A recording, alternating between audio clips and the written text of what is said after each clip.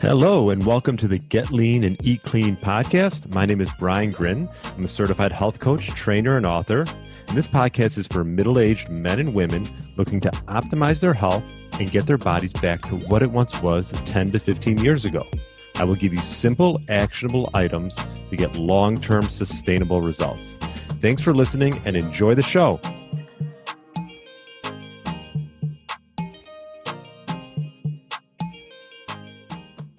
All right, welcome to the Get Lean, Eat Clean podcast. My name is Brian Grin. I hope you had a great weekend and happy Tuesday. If you're listening to this on Tuesday, hopefully you had a chance to listen to my interview with Reed Davis. He's a board-certified health practitioner and also a certified nutritional therapist. He is the founder of Functional Diagnostic Nutrition, FDN, and the FDN certification course, which I'm going through right now. Actually, should be finishing up this month. Really enjoyed this certification. And we touched on FDN. We also got into, how functional labs can impact your health, the importance of food sensitivity testing. We got into cortisol to DHEA ratios and important ratios you should look into.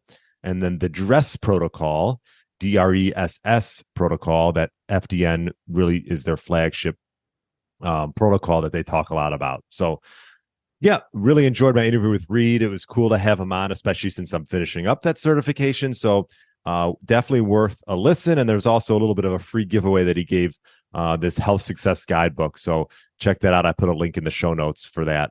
And that's episode 306, my interview with Reed Davis.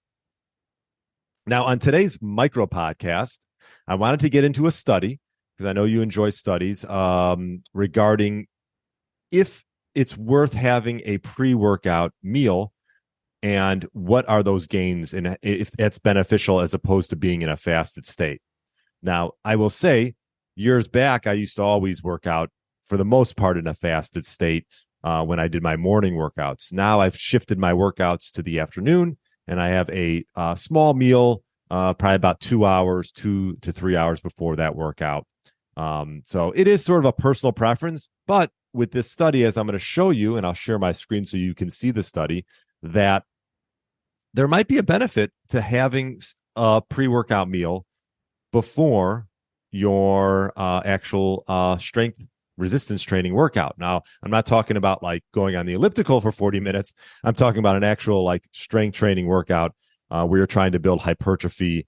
And if you're looking at the screen right now, if you're watching on YouTube, this is the study. The name of it, it's called The Timing of Resistance Training During Ramadan Fasting and Its Effects on Muscle Strength and Hypertrophy. So really cool study. Menno Henselmans, who I've had on, has talked about this study, and this was done in April of 2023. So we're going to go through that, and I'm going to give you maybe a little bit of advice as far as what, if you are going to have a pre-workout, what should you be having? So we'll get into that as well. But really, the study showed that it might be some benefit to have a meal before a workout. And what it did is it randomly allocated two groups of 40 men. So 20 practicing a whole body resistance training in the late afternoon in a fasted state, the other 20 in the late afternoon or late evening in a fed state. Okay, so one was fasted, one was fed. They both did their workouts 4 days per week of whole body resistance training, about 75 to 85% of their 1 rep max, which equated to about 12 reps, and that's 3 to 4 sets. And that protocol right there is definitely geared towards strength hypertrophy, more of a hypertrophy training. Typically 10 to 12 reps is what you want to shoot for. And they measured their 1 rep max throughout the 30 days of Ramadan for squats, deadlift, and bench press. They were all measured. So the fasted group did their workouts between 4 and 6 p.m. and the other group broke their fast and then did their workouts between 8 and 10 p.m. Okay, so a little bit late for a workout, but that's the way they constructed this study. Both groups consumed the total macronutrient, the same amount of macronutrient intakes throughout the program and the study. And the conclusion was really the fed training group had significantly more squat and deadlift strength. the bench press gains did not significantly differ between the groups. So squat, deadlift did, bench press stayed about the same. And there was a trend for higher lean body mass values in the fed group versus the fasted group. So both groups performed the same training program with the same amount of sets, same intensity, and the same number of reps. And what they found also, too, which I thought was interesting, that the fasted group reported their workouts required more effort. So concluding, the fasted group felt like they were training harder, but they were actually getting worse results. One caveat with the study is they were dry fasted. So meaning they might have been dehydrated, the fasted group, which could have caused some negative effects on the outcomes of this study. So I would say if you're really looking to build strength and hypertrophy, you might want to not train in a fasted state. Now, if you say the only time that you could train is in the morning in a fasted state, I would say go for it. If you want to have a little something before the workout and see if it makes a difference. For some people, they love it. I mean, I will say I got plenty of gains and felt like I was, building plenty of muscle in a fasted state for all the years that I used to do it. But it's good to mix it up and try it and see what feels best. Now I do my workouts in the middle of the day, and I do have a small meal about 2 hours before the workout. So I would say this, if you're probably saying, well, maybe I'll try doing something pre-workout. I have the time. If I'm doing a midday workout, maybe, let's say, well, I would say it depends on what should you eat would be a question that is very common. And I would say it would depend first on how close you're eating to the workout. And also, and then you can sort of construct from there. If you're eating closer to the workout, you want to make sure that, first of all, you have a meal that contains less fat. And if you're eating farther away from the workout, then you can have a little bit more fat. And I'm going to sort of break down the macronutrients and the amount that you should maybe aim for. It doesn't have to be perfect, but just to give you an idea, if you're curious to know, well, if I am going to add a workout, what should I eat? The main reasons to add the meal would be, one, to fuel the workout, and two, to create this anabolic environment. Anabolic environment obviously is going to put you in the best place as far as trying to create size, to add size. Obviously, nutrition, as we're talking about, is a big key to that, but obviously sleep, hormone levels, stress management, even pollutants in the air, adequate recovery and training. These are all environments of an anabolic, these are all ways to create an anabolic environment, right? Nutrition, sleep, hormone levels, stress.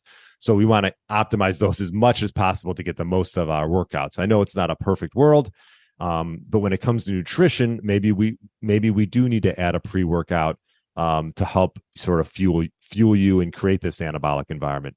And what I would say is aim for 1 gram per kilogram of body weight of a lower glycemic carb source, and then a serving of fruit would be a good place to start.